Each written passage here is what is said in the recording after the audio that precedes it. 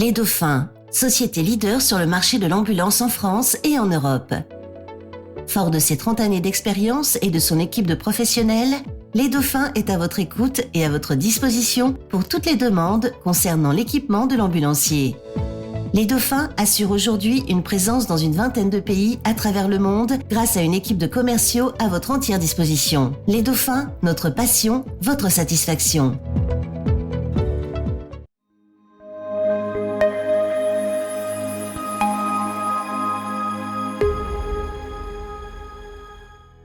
Portugal é um país de imigrantes e hoje os lusodescendentes assumem um papel determinante nas relações com os parceiros internacionais. Quem o diz é o secretário de Estado para as Comunidades. Numa conversa franca com o Lusopress, José Cesário falou sobre o presente e o futuro da diáspora, que hoje assume contornos diferentes dos portugueses que deixaram o país a partir da década de 1950.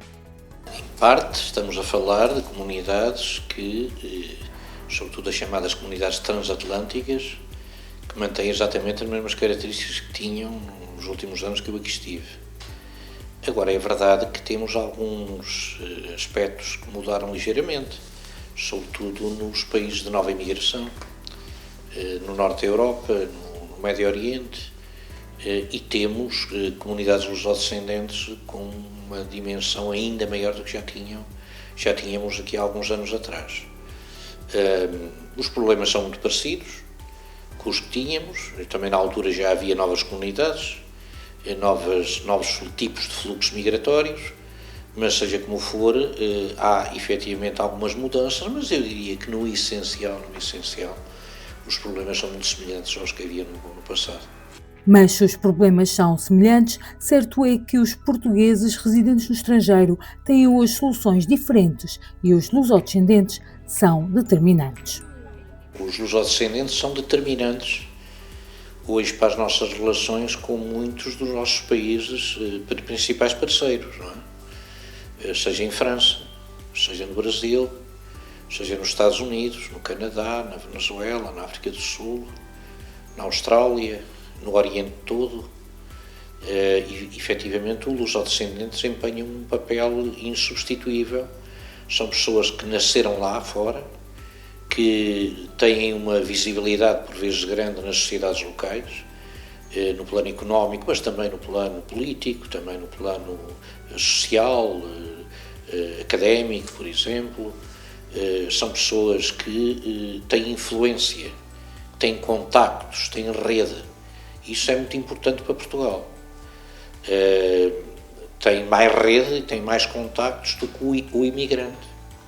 O imigrante está normalmente a tentar ganhar raiz num determinado local. Eles não, eles têm as raízes completamente ganhas, partilham nacionalidades e, portanto, são um ponto essencial, diria, absolutamente único para garantir uma relação mais próxima entre Portugal e esses países onde eles estão. Para estas novas gerações, os maiores desafios prendem-se com o idioma. A língua de Camões não é fácil de aprender e quando se nasce noutro contexto linguístico e cultural, o desafio é ainda maior. Muitos deles perdem o idioma, é verdade, ou falam muito mal o português, também é o caso. No fundo é quase um analfabetismo funcional, não é? Mas não perdem a ligação ao país. Diria que têm maior ligação hoje do que tinham no passado, ligação que é uma ligação que tem a ver com os valores, tem a ver com os hábitos, com os costumes, com as tradições, no fundo é uma ligação cultural. Não é? E essa tem sido reforçada. A imagem de Portugal melhorou muito, em todos estes últimos, diria, 40 anos, sobretudo no período pós-entrada na União Europeia. A imagem de Portugal melhorou muito e isso contribui para a relação dessa gente com Portugal. Hoje Portugal é visto como um país moderno, um país onde vale a pena viver, onde há qualidade de vida, coisa que não acontecia há mais de 40 anos atrás. Esta mudança é absolutamente determinante para a relação dessa gente com Portugal e para a divulgação que eles fazem de Portugal. Esse aspecto é absoluto, repito, é central na nossa relação com eles. É mais fácil hoje falar com eles, falar com lusodescendentes sobre Portugal, ou chamá-lo a coisas que têm a ver com Portugal, do que era há uns anos atrás. Isso é uma diferença assinalável. Mas também é verdade que, em muitos casos, há uma perda do idioma. Isso é verdade. Não representa isso, no seu entender, uma dificuldade nessas relações? É uma dificuldade, não vou escondê-lo. Eu desejaria que não fosse assim. Mas não é isso que impede que haja uma relação de proximidade com eles. E depois, claro, que nós temos aqui países onde essa questão não se coloca, a questão do idioma. Porque nos países de expressão portuguesa a questão do idioma não tem relevo. E deixe-me que lhe diga que são países onde as possibilidades são maiores, o caso do Brasil, nomeadamente. No Brasil, as pessoas não têm ideia de qual é a presença portuguesa. A generalidade das famílias brasileiras tem sangue português. Eu diria a quase totalidade delas. Há um cruzamento muito grande e as pessoas voltam a assumir a origem. Eu estive agora, na semana passada, há uma semana e pouco, estive no norte do Brasil. No Pará, em Belém e no Maranhão, os dois prefeitos da cidade são portugueses. E depois, falando com outras autoridades locais, os presidentes dos tribunais superiores, os presidentes das assembleias legislativas, da área económica, então nem se fala, encontrei português por todo lado, que é uma coisa que há uns anos não acontecia, porque eles eram portugueses na mesma, ou eram de origem portuguesa, mas não assumiam a origem, e agora assumem. Essa é uma diferença muito grande. Orgulho em se ser português onde quer que se esteja, num ano em que, do ponto de vista político, a eleição de Donald Trump coloca desafios aos imigrantes nos Estados Unidos. Os portugueses nunca foram um problema em lado nenhum. Não é? Repara, nós estamos a falar, à data de hoje, com tanta notícia sobre as deportações dos Estados Unidos, ainda não houve um caso de um português deportado. Não é? Portanto, pode vir a haver, espero que não, mas pode vir a haver, mas à data de hoje não houve. E, portanto, isto é ilustrativo acerca do modo como nós estamos nestas sociedades. Evidentemente que há situações de ilegais, indocumentados, em vários países. Há deportações, todos os anos, há cerca de 300 portugueses deportados de vários pontos do mundo. Mas isto é uma gota d'água. No contexto de milhões, é uma gota d'água. E, portanto, repito, mesmo no contexto atual, que é um contexto extraordinariamente, diria, delicado, em que de facto há um sentimento anti-migrações muito forte em vários países do mundo, em várias sociedades, estão a aumentar os nacionalismos com uma força imensa, mas mesmo nestes momentos, a verdade é esta, diria, de um modo geral, a quase 100%, os portugueses são desejados nos países onde estão. Por outro lado, o aumento dos discursos populistas em vários países onde há portugueses não tranquiliza o governante. Cesário diz mesmo que as consequências irão para os mesmos de sempre. Então, se nós andamos a construir uma sociedade baseada num mercado aberto, uma sociedade global, em que sempre estivemos fortemente empenhados na livre circulação de pessoas, de capitais e de mercadorias, se andarmos a criar organizações internacionais para facilitar isso, se essa facilitação permitiu uma coisa, que foi um enorme aumento da qualidade de vida das pessoas, uma redução extraordinária do preço de muitos bens essenciais, é óbvio que estou preocupado. Porquê? Com o aumento dos nacionalismos, com o fecho de fronteiras, com o aumento de tarifas, só há uma consequência: aumento de preços. É imediato. Aumento de preços, quem é que vai afetar? Os mais pobres, logo à partida. Os ricos estão sempre bem. Os mais pobres, coitados, vão sofrer mais. E, portanto, é evidente que num contexto destes, para além de todas as questões que estão associadas aos fenómenos migratórios, à contestação às migrações, eu estou sobretudo preocupado porque imagina-se que os tempos que aí vêm, efetivamente, vão ser difíceis. E até por isso é muito importante ter muita segurança na governação dos países. Ter uma visão muito aberta, que una. Quando há divisões fortes, repito, quem perde é sempre o mais pobre. E por cá? qual o caminho que o país deve seguir no que respeita às políticas migratórias. Portugal tem que ter sempre uns braços abertos, não só para estrangeiros, mas também, sobretudo, para os nossos, que estão fora. Isso é evidente. Vamos ser muito realistas e muito francos. Enquanto em Portugal tivermos os níveis salariais que temos hoje, não há programa nenhum que atraia as pessoas que estão no estrangeiro. O atual governo está muito empenhado no crescimento da economia, no aumento da competitividade das empresas. Por isso é que estamos a tentar baixar impostos, para as empresas serem mais competitivas, para a economia crescer mais, para ser mais forte. Só assim é que os salários vão aumentar. E então, nessa altura, então sim, vamos atrair essa gente que saiu. Até lá não vale a pena ter ilusões. Pode vir um por outro, pode, porque o programa regressar atingiu esta ou aquela faixa. 2 para amanhã podemos eventualmente tentar que os reformados possam vir com melhores condições. Claro que sim, mas no essencial, as chamadas elites portuguesas só virão quando ganharem em Portugal algo semelhante, eu não digo igual, porque depois nós temos outros argumentos em Portugal. Qualidade de vida, o nosso clima, as nossas tradições, a forma de estarmos, mas se não houver um nível salarial adequado, eles não vêm. É caso para questionar se são esses mesmos salários baixos que afastam os novos talentos. Como pode o governo travar essa vaga de imigração qualificada? Vamos tentar que eles não saiam. Por isso é que estamos a trabalhar, algumas já estão concretizadas, algumas medidas, no âmbito do IRS jovem, do crédito à habitação para jovens, isenção de determinados impostos para na aquisição de casa. O problema da habitação é um problema muito relevante nas gerações mais novas, sobretudo quem está nos jovens profissionais, muitos que estão a constituir família, e portanto aí já temos medidas, não é? Estamos a desenvolver medidas, mas eu repito, se não houver crescimento económico a sério, eles não ficam cá, não é pelo fato de comprarem as casas mais baratas que vão ficar.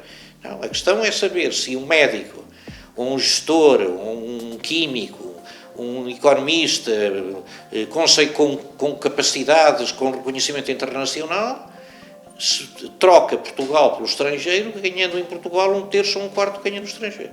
Esta é a questão. A conversa com o governante já vai longa, mas não podemos deixar de abordar a questão do uso de matrícula estrangeira no país. Um tema que tanto atormenta a comunidade portuguesa não residente, que anualmente visita Portugal, sempre de calendário apertado, para a estadia dos carros estrangeiros. Há muitas resistências em dar alguns passos nesse domínio. No passado houve abusos, sabemos todos isso. E de certo modo continua a haver. E a nossa administração fiscal continua a ter muito receio de abrir, de dar sinais nessa área. Eu não desisto, mas tenho consciência das dificuldades e, portanto, não quero vender ilusões às pessoas, dizer-lhes que isso se vai resolver. Estamos a trabalhar nisso, mas não tenho garantia nenhuma. Mas acredita que é possível encontrar um consenso? Admito que seja possível, embora verdadeiramente a maior parte das pessoas que eu conheço em zonas de imigração resolvem esse problema com naturalidade e facilmente. Também o funcionamento dos consulados portugueses são tema de conversa e preocupação na diáspora. Há problemas que, ano após ano, teimam em não desaparecer. Há medidas que têm vindo a ser tomadas e que estão a dar resultados. Outras nem por isso. Diria, estou mais satisfeito do que estava há um ano, mas estou muito aquém de estar plenamente satisfeito. Diria mesmo que, em alguns casos, até estou muito insatisfeito. E isto varia muito. Não há 2 cidades iguais. Tomamos decisões, já o disse, mas repito, substituímos os equipamentos informáticos de todos os nossos funcionários, contratamos novos funcionários, já são muitos, já estamos a falar em cerca de mais de 200, talvez.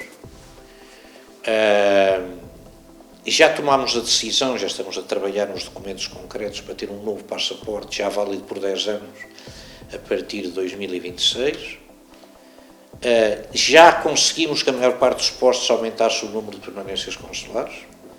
Já estamos a trabalhar em novos equipamentos que espero que venham a ser uma realidade já talvez até ao final deste ano, princípio do próximo.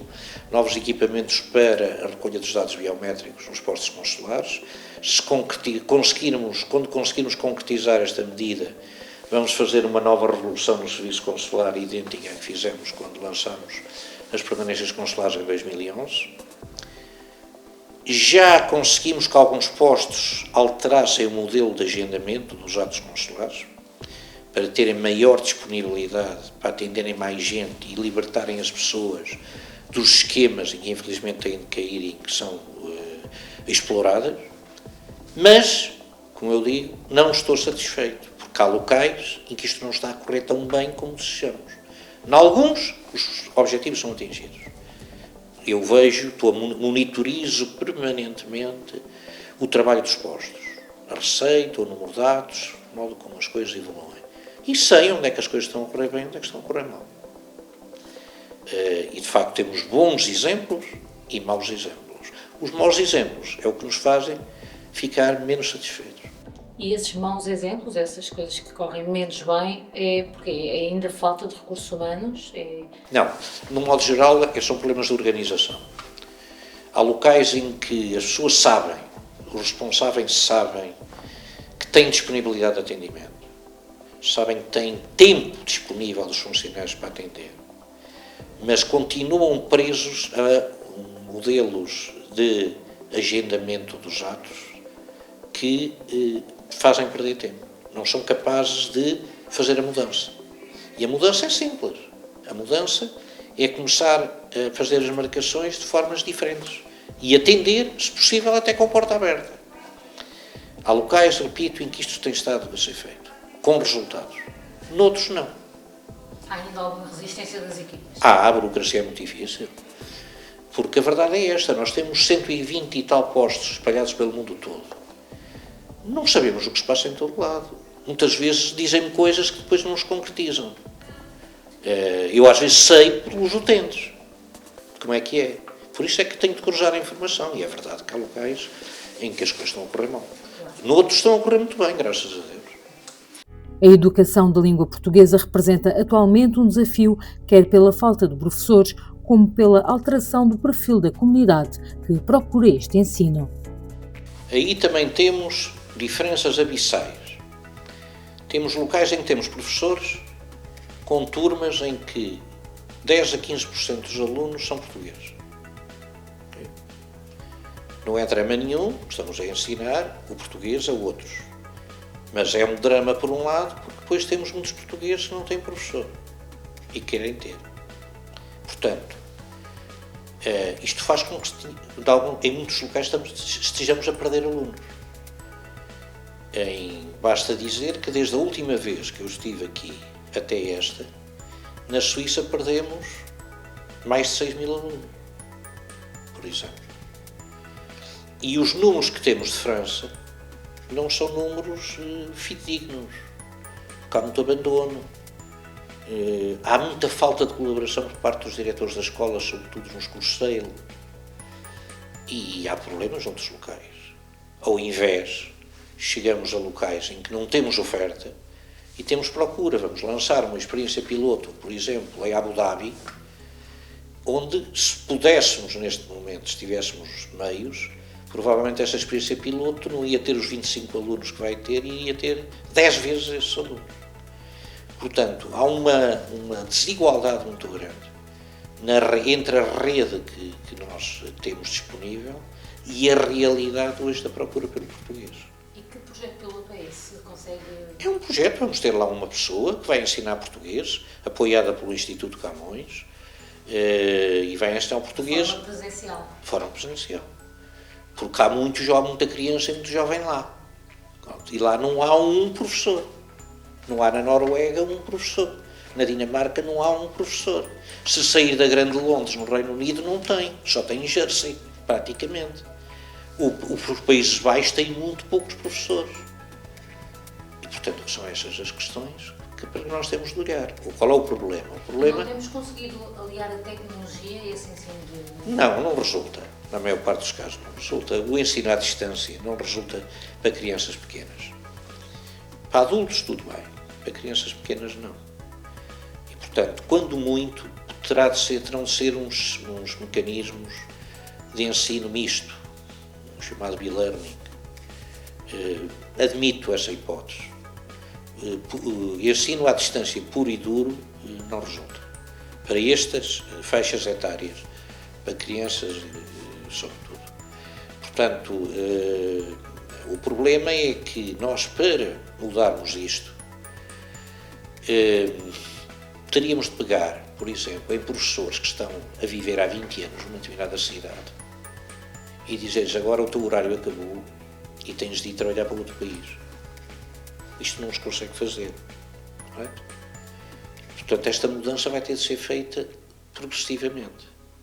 Só assim é que conseguiremos ajustar as coisas. É evidente que se tivéssemos muito mais meios, seria mais fácil. Temos os que temos, é com esses que trabalhamos. E quando falta menos de um ano para as eleições presidenciais, estará o Governo mais perto de encontrar uma solução digital que permita facilitar o voto da diáspora portuguesa? Quem determina as alterações em sede de leis eleitorais é a Assembleia da República. Portanto, a Assembleia da República é que vai determinar qual a forma de votar. O Governo trabalha sobre soluções desejavelmente mais fáceis. Neste momento estamos a refletir sobre as questões do voto eletrónico, que seria o mais desejável, o voto eletrónico em mobilidade, mas as questões da segurança informática são muito sérias. E, portanto, está-se a trabalhar nisso. Tem havido algumas alterações no Ministério da Administração Interna. Esperemos que possamos vir a ter alguns resultados interessantes de tudo isto. Eu sempre disse, é público, fiz vários projetos sobre esta matéria, advogo um sistema único de votação, desejavelmente eletrónico, não podendo ser que concilie o modo de voto presencial com o voto à distância, nomeadamente pelo correio. Vamos ver que alterações é que se conseguem introduzir nisto, na certeza que, repito, a decisão, a palavra fundamental é do legislador. E o legislador em matéria de direitos fundamentais é a Assembleia da República.